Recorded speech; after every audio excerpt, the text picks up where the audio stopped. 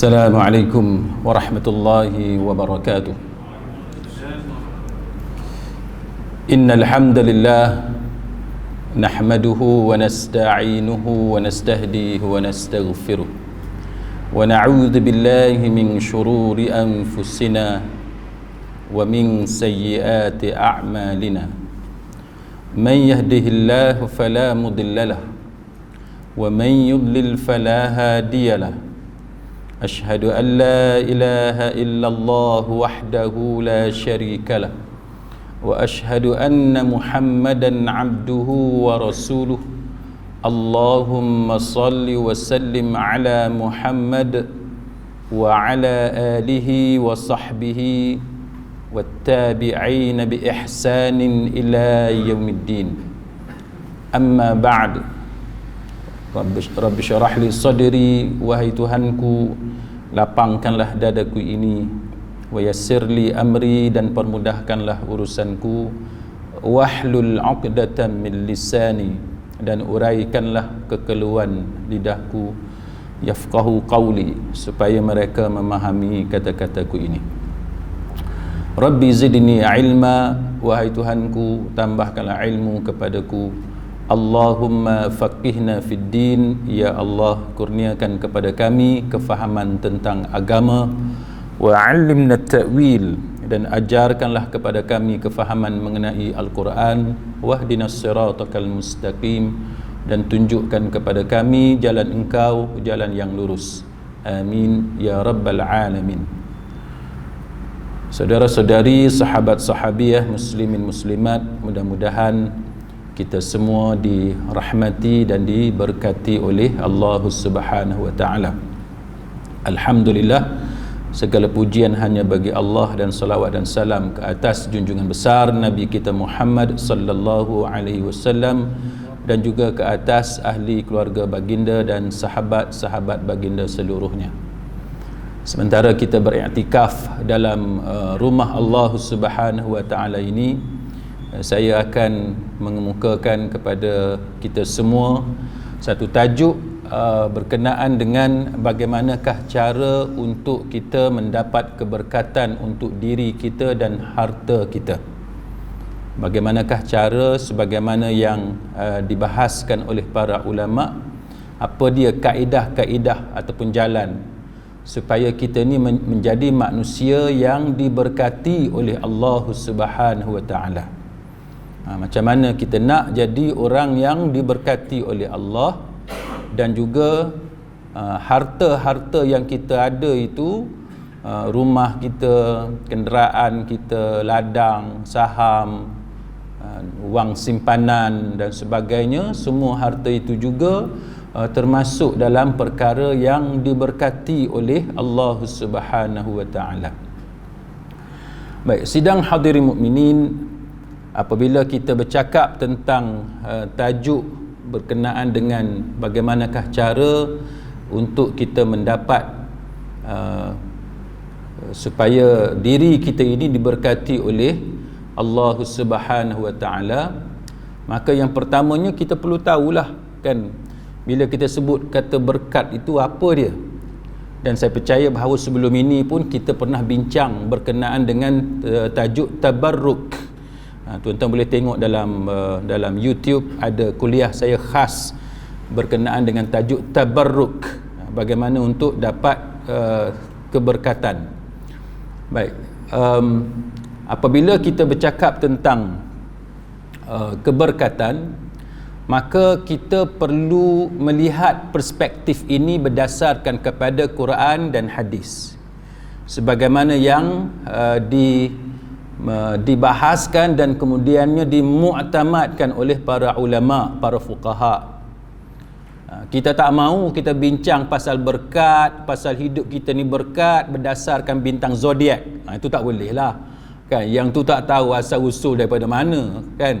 Itu ajaran sesat, dah banyak fatwa dah keluar pasal kesesatan bintang zodiak itu. Jadi kita nak cakap pasal hidup kita ni baik, elok, diberkati oleh Allah, kita perlu melihat dari sudut Al-Quran, perspektif Al-Quran dan juga pandangan As-Sunnah. Baik, maka kalau kita nak bincang tajuk ni tuan-tuan sekalian, secara mudahnya dalam bahasa Arab bila kita sebut barakah maknanya berkembang kan, ataupun bertambah, ataupun ia berkaitan dengan kebahagiaan. Itu pengertian yang mudah untuk kita faham tentang barakah, kebaikan. Benda-benda baik itu benda-benda yang diberkati.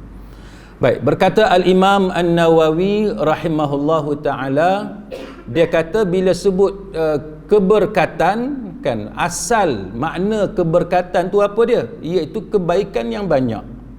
Bila sebut benda yang diberkati, makna benda yang baik. Benda yang baik tu dia bukan setakat dia berhenti pada baik, dia banyak kebaikan. Pada dia tu banyak kebaikan dan dia kekal, dia berterusan. Itu yang dikatakan berkat. Maka kalau kita nak jadi seorang manusia kan, seorang manusia yang diberkati oleh Allah, kita nak jadi seorang anak yang diberkati oleh Allah, ataupun kita minta kepada Allah supaya Allah Ta'ala kurniakan kepada kita anak yang diberkati oleh Allah, ataupun kita minta kepada Allah supaya kita diberikan isteri ataupun suami yang diberkati oleh Allah. Panjanglah senarai itu apa benda yang kita nak. Maka maksudnya ialah diri kita nak jadi orang yang diberkati oleh Allah, maksudnya kita mempunyai kebaikan yang banyak. Itu maksud dia. Kita tu mempunyai kebaikan yang banyak. Dan kebaikan yang banyak yang ada pada kita itu sifat dia berterusan, abadi, kekal. Bukannya hari ni baik, esok pergi tikam nombor ekor. Dah, bukan lagu tu. Bukannya hari ni baik, semayang, esok tinggal semayang. Main celup-celup macam tu. Bukan. Orang yang diberkati oleh Allah, dia ada banyak kebaikan dan kebaikan dia itu berterusan. Dia bersifat abadi. Dia kekal. Itu makna orang yang diberkati oleh Allah Ta'ala, anak yang diberkati oleh Allah, pasangan yang diberkati oleh Allah Ta'ala. Maknanya pasangan kita itu, suami kita, isteri kita itu, ahli keluarga kita itu, dia ada banyak kebaikan dan dia sentiasa buat kebaikan, berterusan dalam keadaan melakukan kebaikan. Itu maksud manusia yang diberkati oleh Allah Subhanahu wa Ta'ala, sebagaimana yang ta'rifkan, yang didefinisikan oleh para ulama. Samalah juga bila kita kata harta kita itu harta yang diberkati oleh Allah. Kan, rumah kita, ladang kita, saham kita, wang simpanan kita diberkati oleh Allah, maksudnya ialah dia adalah harta yang banyak kebaikan. Yang mana kebaikan yang ada pada harta kita itu berterusan. Kereta kita sebagai contoh, kereta yang diberkati oleh Allah. Maksud dia macam mana tuan-tuan? Bukannya pergi siram dengan air apa semua, tak. Ya, kereta yang diberkati oleh Allah iaitu kereta yang kita guna untuk kebaikan, berterusan untuk kebaikan.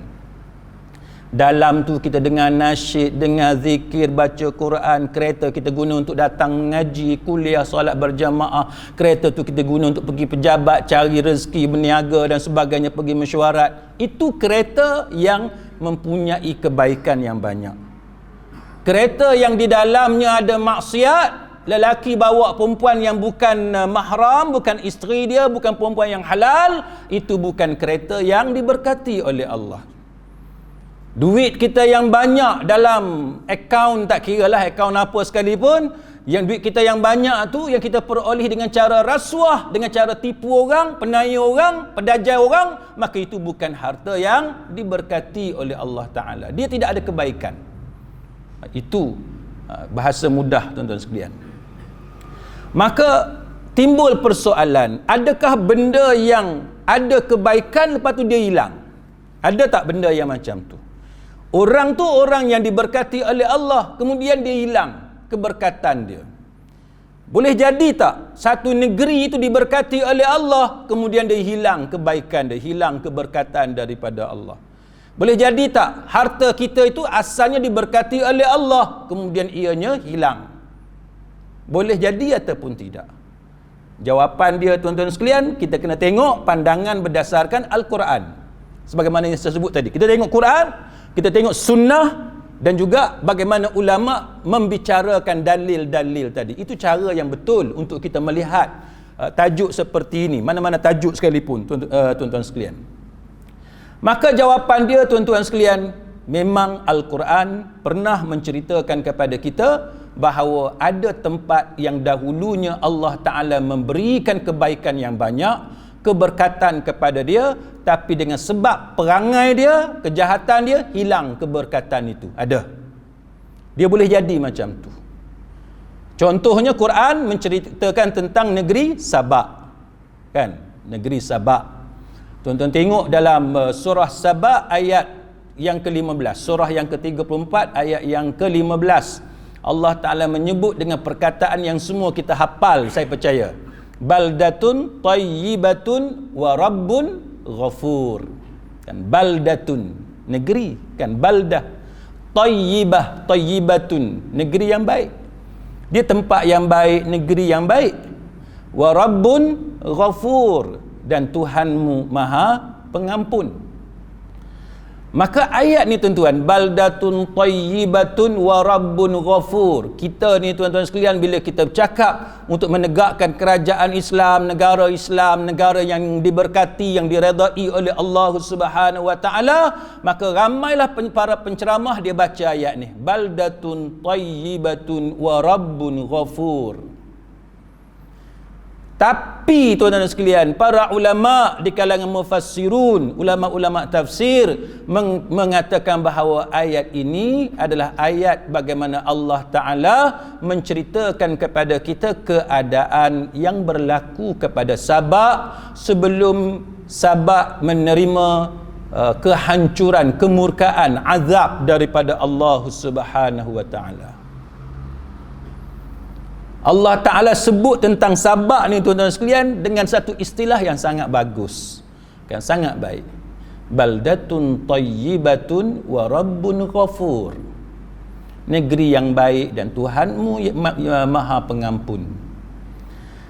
Tetapi dalam keadaan Allah Ta'ala menceritakan kepada kita bahawa negeri Sabak itu sebagai baldatun tayyibah, negeri yang baik, selepas itu datang kemurkaan daripada Allah Subhanahu wa taala. Allah Taala hancurkan negeri Sabak dengan sebab jenayah kekufuran yang dilakukan oleh mereka. Allah Taala ceritakan kepada kita macam mana orang-orang Sabak ini tuan-tuan sekalian, negeri dia, orang dia, penduduk dia asalnya macam mana? Asalnya macam mana? Mereka orang yang baik. Mereka adalah manusia yang beriman. Manusia yang melakukan amal-amal saleh. Maka dengan sebab mereka ni asalnya orang yang baik, mereka ni melakukan amal yang saleh, mereka ni melakukan banyak kebaikan, maka Allah Ta'ala melimpahkan negeri mereka dengan keberkatan demi keberkatan. Itu punca dia. Sebab dia beriman, dia baik, dia buat amal saleh, maka Allah Ta'ala bagi banyak kebaikan kepada penduduk Sabak, kepada negeri Sabak. Sehingga para mufassirun menceritakan macam mana berkatnya negeri Sabak. Tuan-tuan, bila Allah Ta'ala menggunakan perkataan baldatun tayyibah, negeri yang baik, mesti ada something yang very special, yang sangat istimewa yang ada kepada negeri Sabak, sehingga menyebabkan Allah Ta'ala menggunakan ungkapan baldatun tayyibah. Apa dia tayyibah? Ni para mufassirun dia nak kait tayyibah tu, kebaikan tu, dengan keberkatan, dengan barakah. Apa dia kaitan tayyibah dengan barakah? Negeri yang baik tu macam mana negeri yang baik? Negeri yang diberkati oleh Allah macam mana tu? Para mufassirun menceritakan beberapa keistimewaan yang ada pada negeri Sabak sebelum ditimpa dengan kemurkaan daripada Allah Subhanahu wa taala. Contoh apa dia tuan-tuan yang disebut dalam kitab tafsir, antaranya ialah kaum wanita ni tuan-tuan sekalian, kalau bawa bekas bakul ke apa kita kata kat belakang ke, di usung bakul ke raga dan sebagainya, tak kira lah apa-apa bekas sekalipun, untuk kutip buah-buah ni kan, untuk kutip buah-buah dia tak payah susah-susah kan, dia tak payah susah-susah untuk ambil hasil buah-buahan apa semua, tak payah susah-susah. Sebahagian mufassirun kata bawa bekas ni letak atas kepala, junjung, bawa macam tu sahaja, dia lalu ke bawah pokok, hak buah masak tu jatuh automatik. Dia punya banyaknya buah dan punya berkat yang Allah Ta'ala bagi, tak payah susah-susah.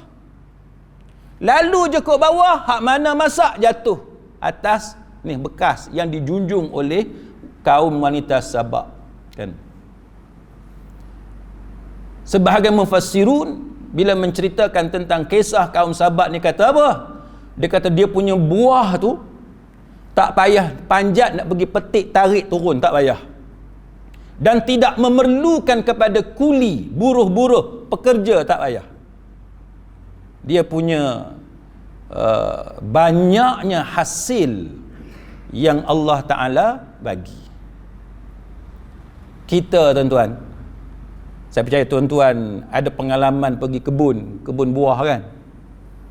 Kita kalau dapat buah yang duduk dekat dengan kita pun, yang tu dah syukur banyak lah kan.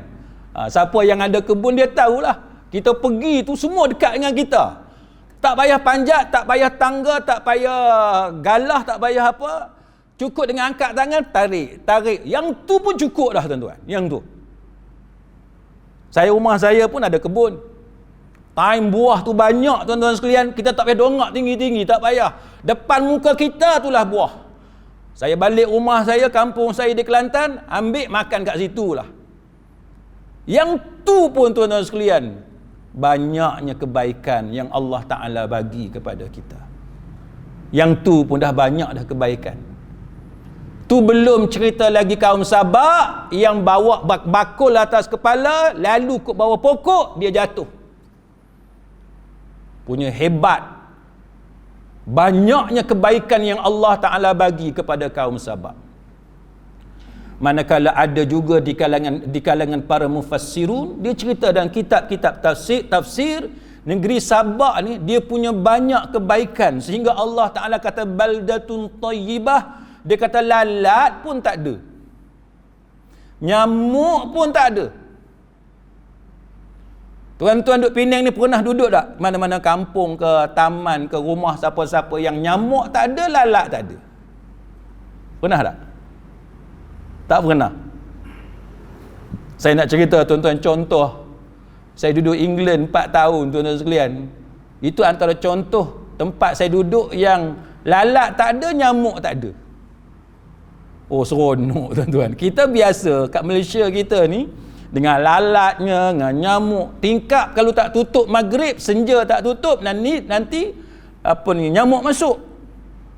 Nyamuk masuk. Kampung-kampung kita pun orang tua kita kata tutup tingkap, tutup pintu bila senja, pasal apa? Nyamuk masuk kan. Kita berjalan bawah pokok, nyamuk ni tak payah cerita lah. Makan rambutan, tepuk nyamuk, makan rambutan, tepuk nyamuk kan. Makan apa buah-buah, tepuk nyamuk. Itulah ada teman kita di kebun-kebun, banyaklah nyamuk tu, tak cerita dengan semut, dengan apa lagi.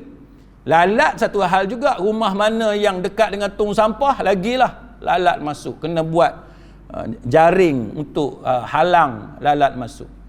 Jadi kalau tuan-tuan pernah mengembara, tuan-tuan pernah melancong pergi ke negara-negara tertentu yang tidak ada lalat, tidak ada nyamuk, tuan-tuan akan rasa betapa bahagianya kita hidup tanpa lalat dan tanpa nyamuk. Dan betapa terseksanya kita kalau duduk dekat dengan ni reban ayam hak besar-besaran ni. Tuan-tuan duduk kat kandang lembu ke apa ke, hak banyak najis apa semua ni, tuan-tuan boleh tengok lah lalat hijau pula tu. Lalat hijau nak makan tak selera tuan-tuan kan. Jadi ini contoh bagaimana hebatnya Allah Ta'ala bagi keberkatan kepada kaum Sabak sebelum ditimpa kemurkaan oleh Allah. Udara dia sangat hebat tuan-tuan sekalian, sangat bersih udara dia. Kalau tuan-tuan pergi ke setengah-setengah negara, mereka sangat strict dalam bab exhaust kenderaan. Kita di Malaysia ni ada undang-undang tu tapi tak strict sangat. Tuan-tuan nak renew road tax, kena check dah exhaust. Tak kena check. Exhaust tuan-tuan tak perlu diperiksa untuk renew insurance, renew road tax. Tuan-tuan duduk di United Kingdom, di UK, setiap kali nak renew MOT dia panggil, Ministry of Transport, macam JPJ kita lah, nak renew MOT ataupun nak renew road tax, tuan-tuan wajib melepasi ujian asap. Dia nak jaga kebersihan udara dia. Sangat strict. Tapi yang ni Allah Ta'ala bagi kepada penduduk Sabak, kepada negeri Sabak, udara dia sangat bersih. Semuanya kerana keberkatan daripada Allah, semuanya kerana rahmat daripada Allah Subhanahu wa Ta'ala. Dan berkata Imam Ibn Qayyim Al-Jauziyah rahimahullahu ta'ala, dia kata memang buah-buahan, biji-bijian, hasil tanaman yang ada yang berlaku kepada penduduk Sabak, semuanya besar-besar belaka. Kan? Buah dia tu memang buah yang special. Kan? Macam kita sekarang lah, kita tengok kalau apple tu apple yang besar, mana kita tahulah kan dia lebih mahal, kan lebih sedap berbanding dengan buah apple yang biasa. Kan buah mangga dan sebagainya, macam-macam lah, kita ada grade kita yang tersendiri. Macam itulah lebih kurangnya gambaran tuan-tuan sekalian. Buah dia dengan buah tempat lain, yang tempat dia ni special. Kan macam kita lah, kan kita ni kalau ada buah, ada bahan makanan dari negara tertentu yang memang special. Kalau beras, kalau basmati tu kita tahulah special kan, Kashmirnya, India apa semua. Macam itulah. Jadi Sabak ni memang terkenal dengan hasil pertanian yang sangat istimewa yang Allah Ta'ala berikan kepada mereka. Baik, maka apa dia punca? Kan tuan-tuan, apa dia punca Allah Ta'ala bagi keberkatan yang sebegitu hebat kepada hamba dia? Ini ulama senaraikan untuk kita ambil pelajaran daripadanya. Yang pertamanya, para ulama mengatakan bahawa nombor satu di tangga yang paling atas ialah iman kita kepada Allah Subhanahu wa Ta'ala. Iman kita kepada Allah Ta'ala itu adalah syarat yang paling besar, syarat yang paling tinggi, yang pertama untuk kita mendapat rezeki ataupun harta ataupun diri kita diberkati oleh Allah Subhanahu wa Ta'ala. Contohnya dalam surah Al-A'raf, Allah Ta'ala berfirman pada ayat 96, A'udzu billahi minasyaitonir rajim, walau anna ahlal qura amanu wattaqau lafatahna 'alaihim barakatin minas samai wal ard walakin kadzabu fa akhadnahum bima kanu yaksibun. Andai kata penduduk negeri beriman dan bertakwa, Allah Ta'ala kata beriman dan bertakwa, pastilah kami akan melimpahkan kepada mereka keberkatan dari langit dan bumi. Ini ayat Allah. Allah Ta'ala kata apa? Beriman dan bertakwa. Bila kita beriman dan bertakwa, maka Allah Ta'ala limpahkan. Limpah tuan-tuan fahamlah kan? Limpahkan. Allah Ta'ala kurniakan. Allah Ta'ala bukakan ke atas mereka. Kan? Barakat. Barakat, keberkatan. Minas sama'i wal ard. Dari langit dan bumi. Allah Ta'ala bukakan keberkatan dari langit dan bumi. Tapi Allah Ta'ala kata walakin kadzabu, tetapi mereka mendustakan ayat-ayat kami, maka kami seksa mereka disebabkan oleh perbuatannya. Allah Ta'ala seksa dengan perbuatan mendustakan ayat-ayatnya, mengkufuri Allah Subhanahu wa Ta'ala, maka dia takkan dapat kebaikan daripada Allah Ta'ala, keberkatan dia takkan dapat. Sebab tu kita tuan-tuan sekalian, bila ada musibah yang berlaku kepada kita, antara benda yang kita nak kena cek ialah apa benda dosa yang kita buat kepada Allah. Kan? Itu antara benda yang kita perlu kita lakukan. Anak kita nakal, kan? Anak kita degil, tak mau semayang, tak mau pergi sekolah, kan? Terlibat dengan dadah dan sebagainya, kita kena cek apa dia silap, dosa yang mungkin kita buat. Ini antara cara yang betul untuk kita perbaiki kesilapan-kesilapan yang pernah kita lakukan dalam kehidupan kita. Baik. Kemudian tuan-tuan sekalian, satu lagi Allah Ta'ala bagi tahu berkenaan dengan bagaimana Allah Ta'ala musnahkan benda yang asalnya didatangkan oleh Allah Ta'ala. Contohnya ialah Qarun yang mendapat azab dengan cara ditelan oleh bumi. Qarun asalnya Allah Ta'ala bagi pada dia, kan, bagi harta kepada dia, dan kita tahulah bagaimana hebatnya harta yang Allah Ta'ala bagi kepada Qarun. Dia punya banyak tu dengan kunci sahaja pun, kan, orang kena pakat bawa. Dia punya banyaknya harta yang Allah Ta'ala berikan kepada dia. Tapi orang yang sebegitu kaya tuan-tuan sekalian, akhirnya ditelan oleh bumi. Benda yang asalnya kita nampak macam banyak kebaikan dia dapat, tapi akhirnya dia dimusnahkan oleh Allah Ta'ala. Sebab tu kita nak buat apa-apa tuan-tuan sekalian, kita kena fikir sama ada benda yang kita buat ni sebab kita nak menunjuk-nunjuk atau sebab apa.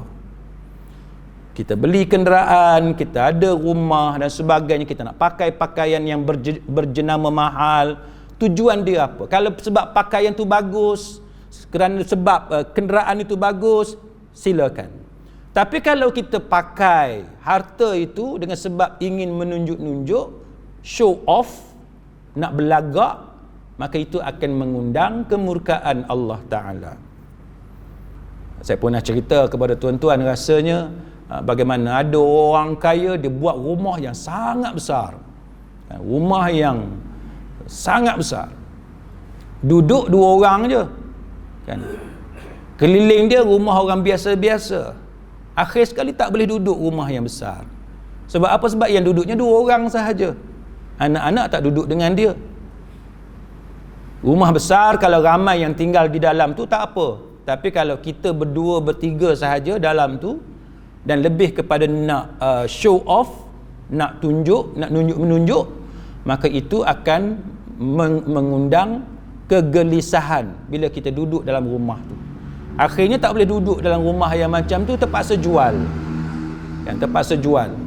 Jadi kita kena bila kita buat apa sahaja, perbetulkan niat kita, kan, betulkan niat kita, kenapa kita ingin berada dalam rumah yang sebegitu besar, ingin memiliki kenderaan yang mewah dan sebagainya. Kita perbetulkan niat. Bukan tak boleh tuan-tuan, jangan salah sangka tuan-tuan nak beli rumah yang besar, rumah yang mewah, bukan tak boleh, tapi perbetulkan niat. Niat tu niat apa, kan? Sama dengan kenderaan mewah, bukan tak boleh beli, bukan tak boleh kita miliki, boleh, tapi pastikan niat kita itu adalah niat yang betul. Yang kedua, cara kita nak dapatkan keberkatan ini ialah dengan melakukan amal soleh. Apa dia amal soleh? Benda yang Allah Ta'ala suruh kita buat, benda yang Allah Ta'ala larang kita tinggalkan. Apa yang diajarkan oleh Nabi, yang tu yang kita buat. Benda yang Nabi benci, benda yang Nabi suruh jauhi, maka yang tu kita tinggalkan. Jadi itu perkara yang betul, yang sepatutnya kita lakukan. Baik. Maka antara contoh tuan-tuan sekalian yang diceritakan oleh Allah Ta'ala ialah berkenaan dengan ahli kitab. Ahli kitab pada zaman Nabi sallallahu alaihi wasallam. Apa Allah Ta'ala kata dalam surah Al-Ma'idah ayat 66? Walau annahum aqamut tawrata wal injila wa ma unzila ilaihim min rabbihim la akalu min fawqihim wa min tahti arjulihim.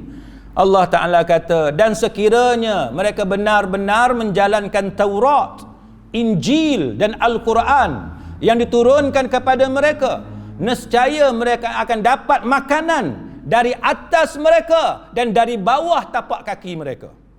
Allah Ta'ala kata dalam surah Ma'idah, Al-Ma'idah ayat 66. Ma'idah ni hidangan makanan, surah Al-Ma'idah hidangan makanan.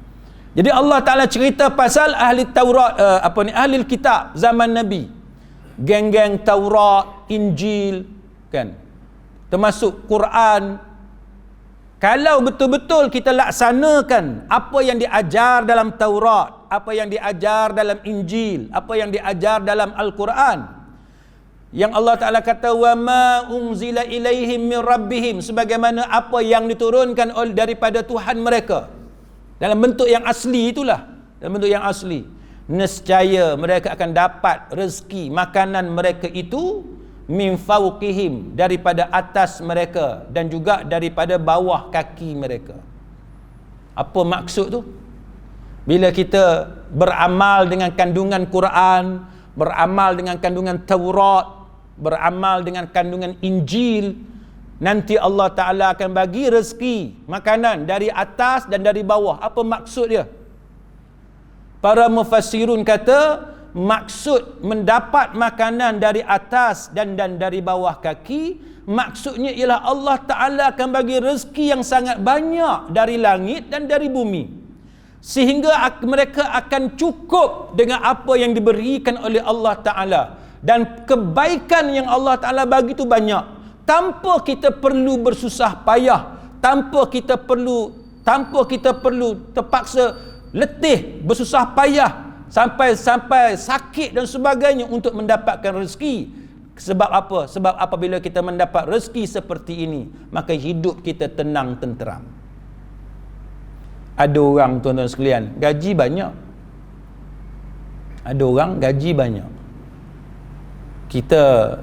Korea kita ni paling banyak gaji berapa? Ni gaji rahsia kan? Gaji rahsia. Gaji ni rahsia, tuan-tuan. Kita pun dengan kawan-kawan kita, mana ada cerita gaji kita. Kalau orang meniaga dia kata, ni modal saya ni RM5 saya jual dekat kak, RM4 saya rugi RM1, bohong lah. Orang meniaga kalau bagi tahu kita modal, bohong lah, tuan-tuan. Mana orang meniaga nak bagi tahu modal dia? Banyak orang duk meniaga, dia kata ni modal saya RM5 ni saya jual kat kak RM5 saya jual modal, untung tak ambil, bohong lah kan. Ataupun dia kata dia jual kurang daripada modal dia. Saya tak katalah semua bohong, tapi biasanya bohong lah kan, biasanya bohong. Orang tak cerita untung berapa, orang tak cerita. Sama dengan gaji, orang tak cerita gaji berapa, tapi ada orang cerita. Ada orang cerita. Sebab apa? Sebab anak dia kerja tempat mahal, gaji mahal kan. Cerita kat orang, ceritalah pergi rumah saudara tu, pergi rumah saudara ni, cerita anak dia gaji RM20,000 kan, anak dia gaji RM10,000. Pasal apa? Sebab bila kita jadi ayah ni, tuan-tuan, kita bangga dengan pencapaian anak kita kan. Kita jadi ibu, kita yang lahirkan dia, kita yang duk jaga dia. Bila anak kita berjaya kerja di tempat yang gaji mahal, kita nak ceritalah anak kita ni gaji bulan-bulan dia berapa. Minggu lepas dia kena fly ke US ni, bulan depan pula kena pergi Tokyo ada meeting. Mak pula sibuk jadi apa ni, setiasa sulit pada anak tolong cerita. Habis dia round tu, pak saudara, mak saudara semua dia cerita habis, pupus papat ni anak nak pergi meeting Tokyo lah apa semua, dapat bonus banyak mana. Seronok, tuan-tuan sekalian kan, sebab seronok.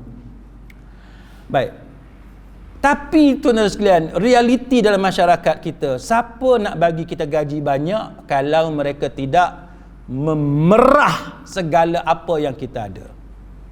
Itu realiti dia. Tuan-tuan tengoklah orang yang dibayar dengan gaji yang mahal-mahal. Bukanlah tak ada, tapi jarang sangat orang yang gaji tinggi, pendapatan dia tinggi, dia relax je kerja.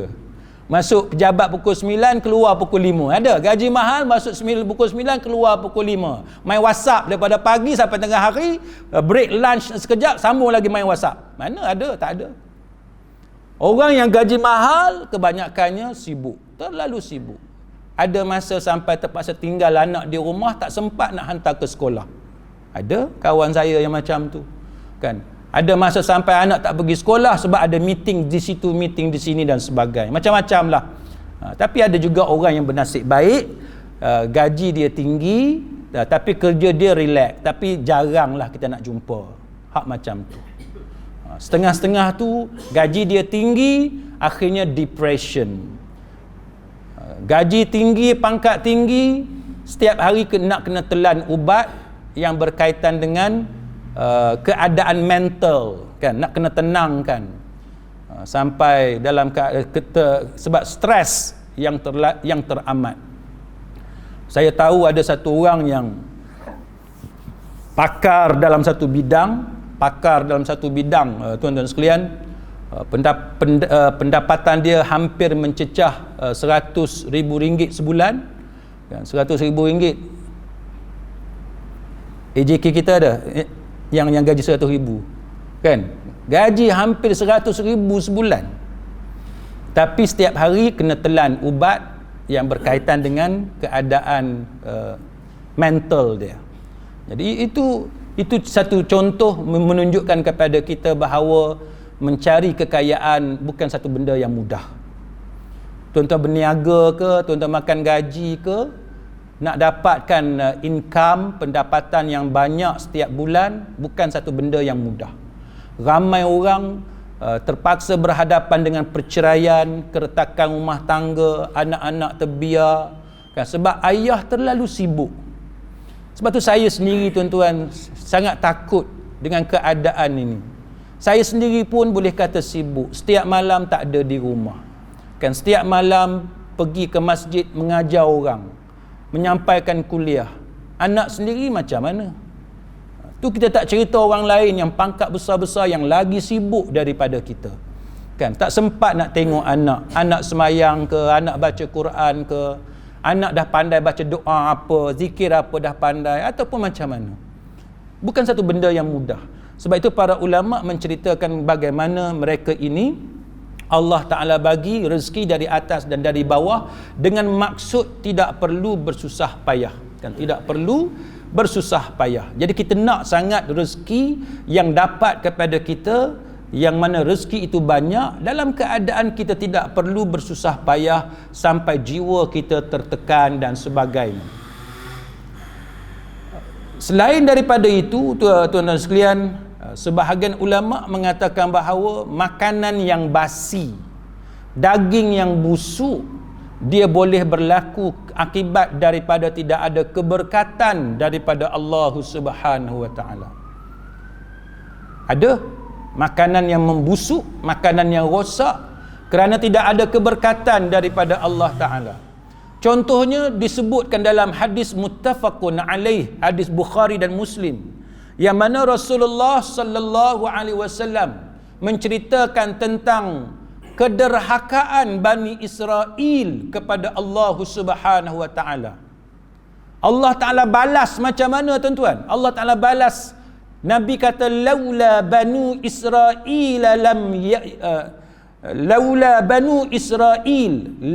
lam yakhbuth at-ta'amu wa lam yakhnaz al-lahm.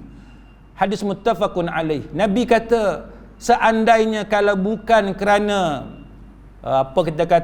kederhakaan, kejahatan, khianat Bani Israel, nescaya makanan tidak akan pernah basi dan daging tidak akan pernah membusuk. Itu yang disebut oleh Nabi sallallahu alaihi wasallam. Apa maksud dia tu, tuan-tuan? Nasi tak pernah basi, makanan tak pernah basi, daging tak pernah busuk, tapi sebab Bani Israel jahat, maka Allah Ta'ala jadikan daging dia busuk, Allah Ta'ala jadi makanan basi. Apa maksud dia? Ulama mengatakan bahawa asalnya Bani Israel diberikan rezeki oleh Allah Subhanahu wa taala. Asal-asalnya cerita dulu. Macam mana, tuan-tuan? Allah Taala bagi rezeki ni dalam bentuk burung-burung yang Allah Taala bagi kepada Bani Israel yang dipanggil sebagai burung salwa. Burung salwa. Saya bila sebut salwa ni teringat Pasaraya Salwa di Terengganu. Kami di sekolah dulu kalau boleh keluar bandar, pergi Pasaraya Salwa. Jadi dulu Bani Israel ni dia diberikan oleh Allah Ta'ala burung salwa. Burung salwa ni burung macam mana? Kalau tuan-tuan tengok burung puyuh, tahu burung puyuh kan? Macam tu lah, lebih kurang burung salwa tu rupa dia. Yang mana burung salwa ni dia datang dekat Bani Israel. Kalau Bani Israel nak tangkap dia senang, boleh pegang macam tu. Itu rezeki Allah Ta'ala bagi kepada Bani Israel.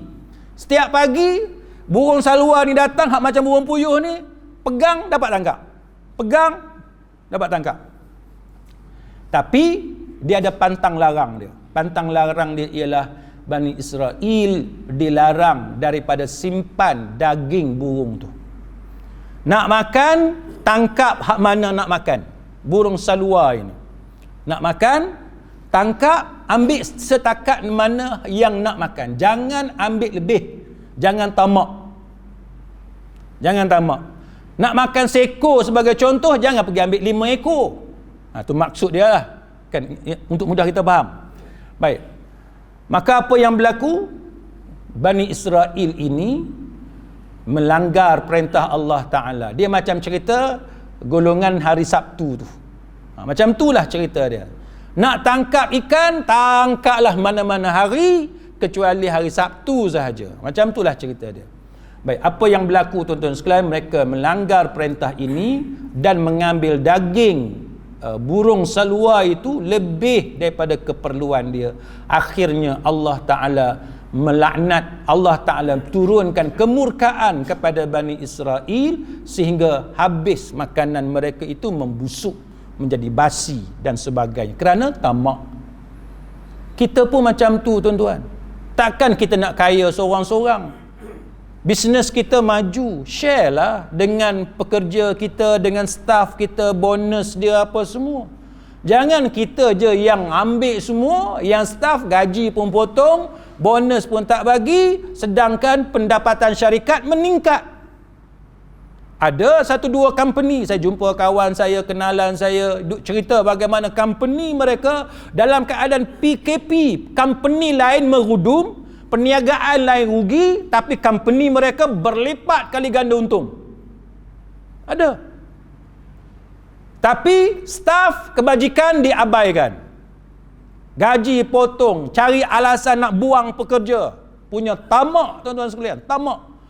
Padahal Allah Ta'ala bukan bagi naik 1 kali ganda, bukan 2 kali ganda. Allah Ta'ala bagi 5 kali ganda tuan-tuan, keuntungan berbanding dengan sebelum PKP. 5 kali ganda keuntungan. Kalau 100 juta, 500 juta. Kalau 1 juta, 5 juta. Punya keuntungan 5 kali ganda. Tapi tamak. Tak mau share dengan pekerja. Tak mau share dengan kaki tangan kita. Kita nak kaut semua kepada kita seorang. Ini contoh orang tamak haloba dengan dunia, tuan-tuan sekalian. Maka tuan-tuan sekalian, akhir sekali, apa dia secara ringkasnya untuk kita dapat benda-benda macam ni? Yang pertamanya, para ulama mengatakan bahawa bersyukurlah dengan nikmat yang kita dapat. Belajarlah berterima kasih, bersyukur kepada Allah, dan hendaklah kita pandai mengucapkan alhamdulillah setiap kali dapat rezeki. Dan cara kita bersyukur ialah menggunakan rezeki kita dengan cara yang halal, dengan cara yang diredai oleh Allah. Jangan guna kereta untuk maksiat. Jangan guna duit kita untuk beli benda-benda haram. Itu cara kita bersyukur di atas nikmat yang Allah Ta'ala bagi kepada kita. Baik. Al-Imam Qurtubi kata, faedah bersyukur ni yang akan dapatnya adalah orang yang buat tu sendiri. Dia yang akan dapat. Kalau dia bersyukur, dia akan dapat. Nikmat tu dia akan dapat sendiri. Nikmat daripada bersyukur dengan sebab rezeki yang Allah Ta'ala bagi kepada dia. Yang kedua, kita nak dapat keberkatan ni tuan-tuan, bayar zakat lah. Bayar zakat, yang tu yang wajib, yang sunat banyakkan sedekah. Kan? Kita dapat rezeki, hari ni dapat bonus sebagai contoh. Dapat duit lebih, share lah kan. Belanja orang makan, bagi sedekah pada fakir miskin, tengok ada sekolah ke ma'had nak buat, dan kita bagi RM10 ke 100, kita share dengan orang lain nikmat yang kita dapat daripada Allah Ta'ala. Istilah orang sekarang ni apa? Open table. Kan? Ada kawan kita naik pangkat, kawan kita dapat rezeki apa-apa, dalam grup WhatsApp tu penuh lah tulis open table please, open table. Pasal apa? Nak share, nak seronok dengan rezeki yang Allah Ta'ala bagi kepada kita. Lepas tu yang ketiganya, para ulama mengatakan bahawa bila kita cari rezeki, kena qanaah. Jangan tamak haloba. Berpada dengan apa yang kita dapat, jangan duk ambil hak orang dengan cara zalim. Jangan. Kita dapat sikit lah, yang penting dia halal. Dapat banyak, lebih-lebih lagi alhamdulillah, syukur kepada Allah Subhanahu wa Ta'ala. Kemudian yang keempat, belajarlah bertaubat dengan akibat dosa-dosa yang kita buat. Jangan kita lupa kesilapan lampau kita, dosa-dosa yang pernah kita buat.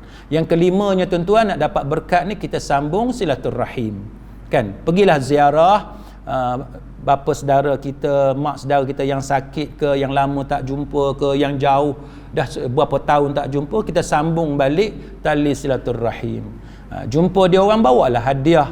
Kan, kalau kita dari Penang nak pergi ke mana, kalau kita tahu dia suka makan nasi kandak, bawa nasi kandak bungkus.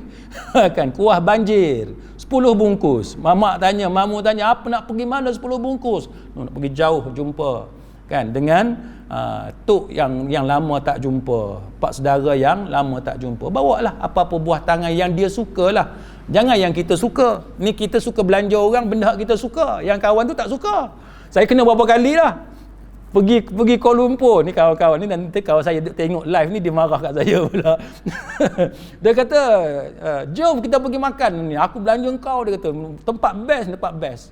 Kita pun seronok lah tuan-tuan, kawan-kawan dah lama tak jumpa, dia nak belanja kita makan, kita duduk terbayang ini mesti sembang sampai pukul 12 ni, sampai tengah malam sembang ni, makan tak tahulah apa benda atas meja ni, duk bayang shell out, duk bayang seafood, duk bayang benda-benda macam tu lah, western ke apa.